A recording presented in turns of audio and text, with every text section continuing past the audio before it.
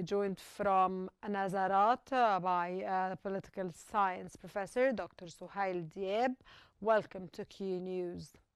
Sir, with Israel asserting it's eliminated Hezbollah's deputy leader Haytham Tabtabi, does this action signal a fresh stage of conflict or the unraveling of last year's ceasefire?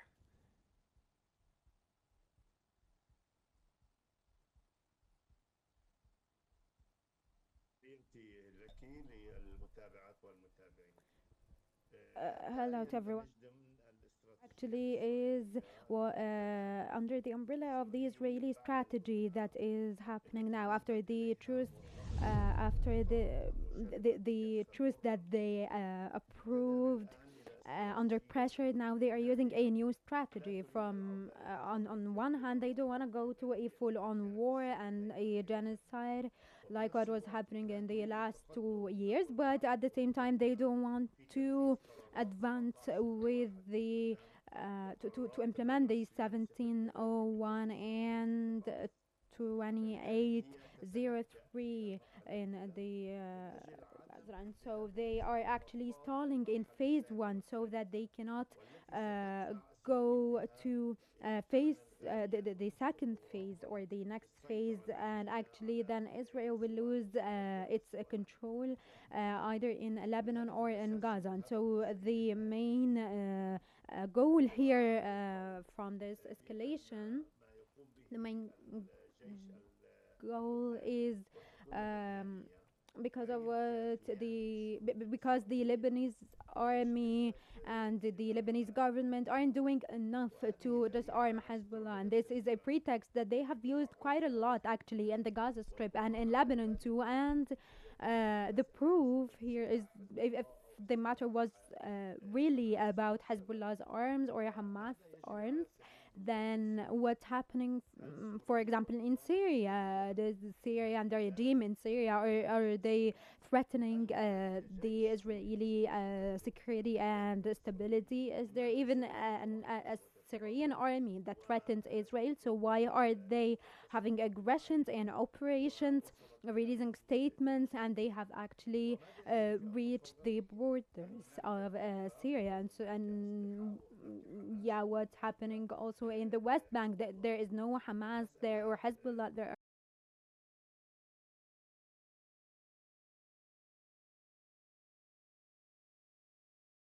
Is to be the country in control and the only country in control of the Middle East. They don't want Iran, Turkey, Saudi Arabia, Egypt, or any other Arab country to compete with them when it comes to a military force. And then they also want to settle the Palestinian cause once and for all, and to do everything that it can and more so that they cannot reach a two-state solution. And then they want also some kind of buffer zones, and they are calling them buffer zones in the Arab countries in Lebanon, Syria, West Bank, and the Gaza Strip. And if they can do it even in Jordan and Egypt too. So yes, they want these buffer zones so that they can be a strategic depth where they can build a greater Israel from the Nile to Farad. And so yeah, we need to see the escalation for what it is. They are trying to provoke the Lebanese government, the Lebanese army, and the people in Lebanon in general by igniting a new civil war or any kind of discrimination in Lebanon through which Israel can slither to reach its final goals. Sir, how do you read the credibility and honesty of Israel's claim that Hezbollah is reconstructing its military strength, given Beirut's insistence that the group is abiding by the truce?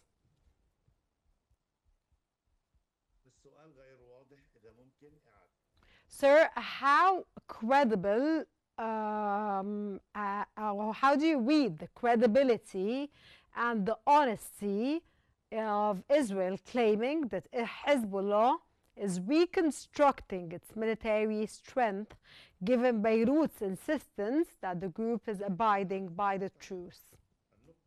actually we need to know two things.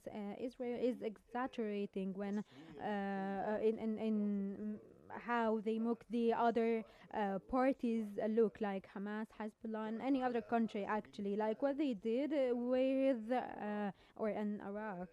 Um, with with the U.S. when the U.S. entered Iraq, and they said that there are chemical weapons and nuclear weapons and so on.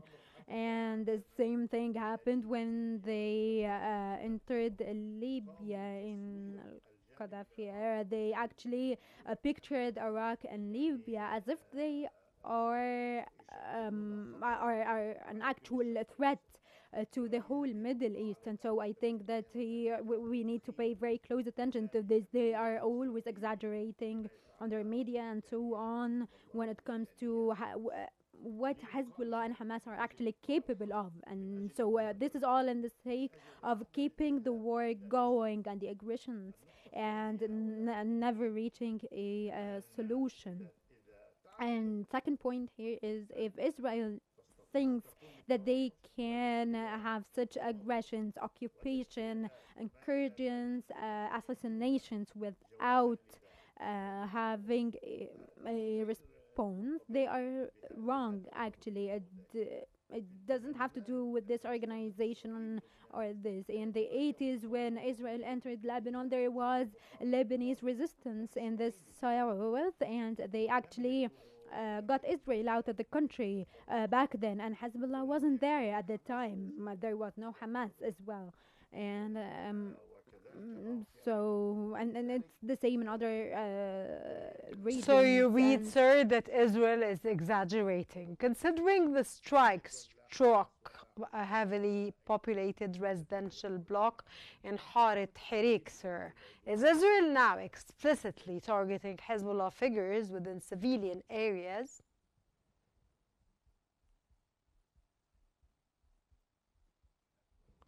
Considering, sir, that the strike struck a heavily populated residential block in Harit Hirik, is Israel now explicitly targeting Hezbollah figures within civilian areas?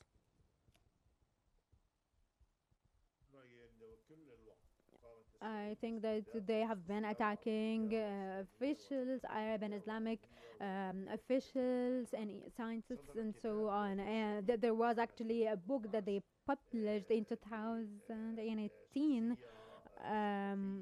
talking about some kind of reporter, but they have to do with the with Israel, and they talked about the Israeli assassinations. There are hundreds of assassinations that happened for decades now, that have been happening for decades, and a part of what Israel believes in is political assassinations, individual assassinations, assassinating researchers, and so on in Arab countries, Islamic countries, and even in other countries that support the Islamic countries. And so we cannot talk or say that the political assassinations are in vain. No, they actually help in destabilizing the scene. And yeah, Israel couldn't even for once to get a benefit out of assassinating. They couldn't assassinate a person to reach a political solution, and there are resources in Israel saying that they could have found any solutions after lots of assassinations that they have carried out. Yeah, Israel didn't do this. They actually got more aggressive and had more advanced steps and operations, and this actually lost them their right to reaching a solution after that. And so yes, the political assassinations up till now have actually benefited Israel internally, and they have told some steps from outside, but they did not turn into actual strategic wins. Thank you very much, Dr. Suheil Diab, the political science professor. Thank you for joining us on Q News. Thank you for your informative knowledge and adding value to our program.